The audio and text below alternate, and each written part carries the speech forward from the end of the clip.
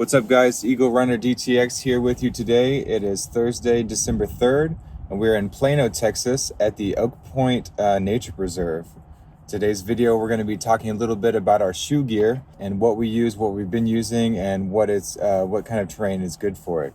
Both of us today are going to show 3 pairs of shoes that we have each. There are 4 different types of shoes that we're going to kind of demonstrate and talk about today. Some more oriented towards trail running, some for road running, and then we've got 2 others that are with various amounts of cushion. One with no cushion at all, and one with a lot of cushion. And we'll talk about each of those kind of as we finish. But the brands that we're talking about today are Salomon, Merrell, On, and Hoka. And for those of you who know those brands, you probably know a little bit about what those brands kind of do that are different than each other, but we'll talk about those more as we go along, and we'll show you what each of those shoes look like. That's right. Most of these brands can be found at REI, and in fact where we shop a lot to get a lot of our gear. One of my first pair of trail running shoes were Salomon's Supercrosses, and they came in, I believe, at around $80 or $90 on the sale that they were on at the time. So for me, as someone who is new to trail running specifically, that was not cost prohibitive for me to get a good pair of shoes that were going to serve me well, that I could keep for a long time. So I got the Hokas after that. And the Hokas were about 140 or 114, I'm sorry, in the higher side, but still, I think the point that we want to make is that as you run more and more, you depend a lot more on your shoes to take care of your feet and also help your performance. So you should be willing to put a little bit extra money in for that performance. And then, of course, my third pair would be the Ons, which are more for road running with a cushion, and those again are anywhere between $100 and $140 retail. My shoes, I have 2 pairs of Salomons. The Salomon Speedcross 5s, which are pretty new out there. They ran about $130. I've also got a pair of Salomon Sonic Pros, which is an older version of the shoe. They have a new Sonic Pro 2 now, and I've had those for a little while, and I've gotten some miles in on them. And my newest pair of shoes is the Merrell Vapor Glove. Yeah, Merrell Vapor Glove 4. And I haven't had those super long, but I did get those for pretty cheap, for about $50, whereas the other 2 pairs ran about $130. The last thing that we're going to talk about today is going to be the different types of terrain that we're going to access. And that's why we came to Oak Point, because we've got some trail, we've got some pavement, and we've even got a wooden boardwalk here that we're going to try and cut some corners on. We hope you guys enjoy, and let's get started.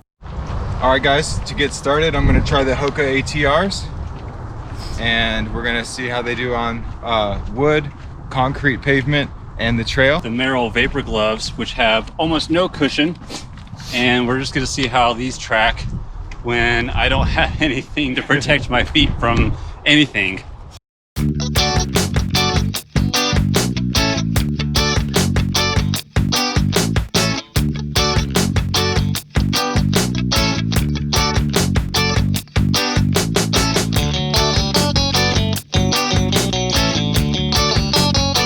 It's always important to make sure you're laced up before you run. As our friend here has found out. These are a little loose for running. I usually wear these just to the gym and maybe a light run, but just snug them up just a tad.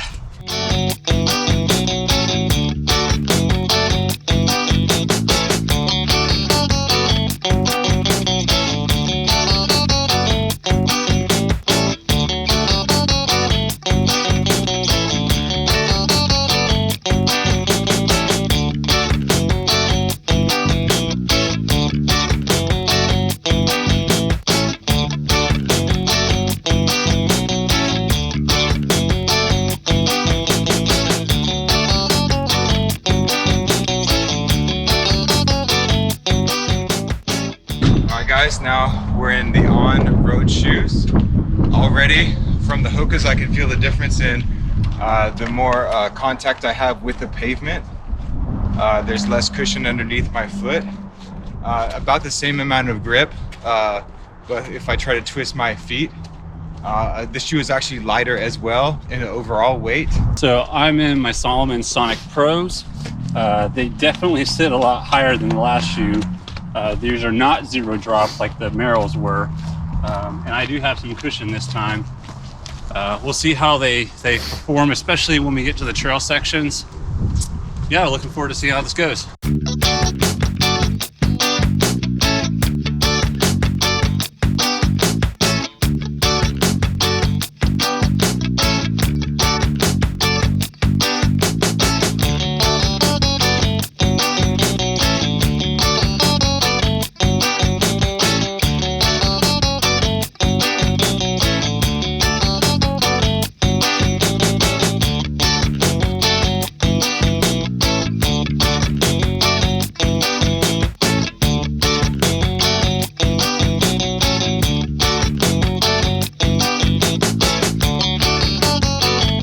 Guys, last loop, I'm wearing my Salomon Supercrosses.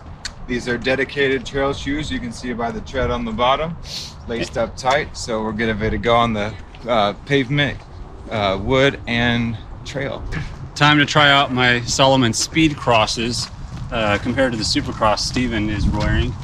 These definitely have some mud on them from the other day, and we'll just see how they do on the same terrain we just ran.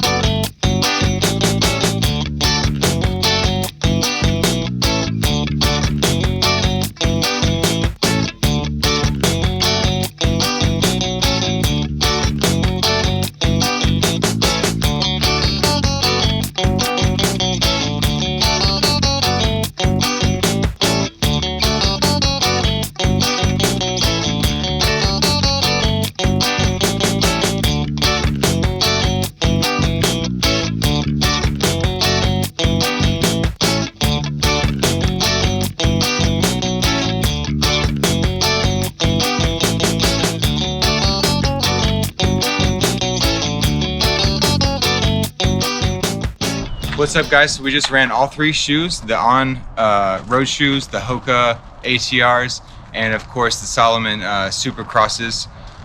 The first ones were the HOKA ATRs. Plenty of cushion, of course, which is great for the pavement and for the wood boardwalk. But when it came to the dirt trail, there's a little less dynamic movement because it was so squishy. It was hard to make those left and right turns with a lot of effort from the runner to keep your balance in order. The second were the running shoes, the On brand. And while you get more contact with less cushion, of course, it required more effort from the runner on those dynamic turns, also to keep your balance without the cleats to dig into the dirt. But I would say it took the pavement and the paneling well, although with less cushion, it felt like you might get a little more tired over a longer distance, where with the Hokas you could travel a lot farther on those pavements. And then finally the Supercrosses, excellent teeth to dig into the dirt for the trail, although then its downfall was on the pavement and the wood paneling. It just felt like big knobby Jeep tires on the highway, where it took a little more of your engine to get through that pavement, where it wasn't doing a whole lot for you. But I will say on the opposite side, once you hit the dirt and you can cut right and you can lean left, you just feel a lot more free. And they weren't as heavy as the Hokas with comparatively less padding. They have that tougher rubber texture with the feet that provides that cushion for you. All right, guys, so I first ran with the Merrell Vapor Gloves, and they have no cushion. There is some protection with the tread and the rubber themselves, but without the cushion, I definitely felt the rigidity and the harshness of the pavement underneath my feet. I felt every single thing that was underneath them, especially when I got to the trail. Even though the trails weren't very rocky, I did feel some of the sticks and the roots along the way, and I felt the softness of the trail as I went along. On to the Sonic Pros. I definitely rode a lot higher on those, especially after running in the Merrells. I felt like I was on my toes the entire time to keep my maneuverability high and keep the speed up. Weren't a lot of issues, but definitely when I got to the trail, I felt like I couldn't keep my traction quite as solid as I moved along on the dirt. And finally, with my other Salomons, the Speedcross 5s, I dug real hard in on the dirt and I could hit those curves real fast. We weren't particularly running fast today and the trails weren't that technical, but the soft ground from all the rain that we've recently had felt really, really good under my feet, as opposed to some of the other shoes that I felt like I couldn't connect with the trail quite as much as I did when I was wearing the Speedcrosses. All right, guys, so like we said, we're out here running, and it's winter, it's December. We've got overcast skies, we've got a lot of wind today. We're probably down in the 40s as far as conditions out here. It's fairly dry, not too much moisture, not too much wetness on the trails. So in that case, what we were running today for the conditions is comparatively pretty good. We did use 6 different kinds of shoes, or 6 different pairs of shoes, and we were on 3 different kinds of terrain. Try to mix things up a little bit so that you guys got some variety as far as what's available out there. People have different needs for their feet. So these shoes work for us, but they may or may not work for you. So that's definitely something to consider when you're shopping for your next pair of shoes. You're going to need different pairs of shoes for different terrain, depending on the trails that you're going to be encountering. So one thing I do suggest is know the trail that you want to hike or run for the day, whether it's all dirt or whether it's pavement. Like say Katy Trail down in Dallas, that's going to be all pavement and even some AstroTurf, which is nice, and you could do a road running shoe flat for that. But if you're going to do Rowlett Creek Preserve, you're definitely going to want a fully dedicated trail shoe when it's all dirt. There is something to consider when you're talking about trails in Texas versus somewhere else in the United States. We don't have any mountains around Dallas necessarily, but there is quite a variety in the terrain that we do have, coming from trails like Katy Jackson to the North Shore trails out in Grapevine. There's big differences between those trails, and as we go along, we're definitely going to experience new and different things that we want to show you guys about the Dallas, Texas area and the trails that we do have here. And it's something that I hope you guys will learn to enjoy just as we have, as we've been running together for a year now as friends and started enjoying this together. And I hope you guys are enjoying the adventure that we've had so far.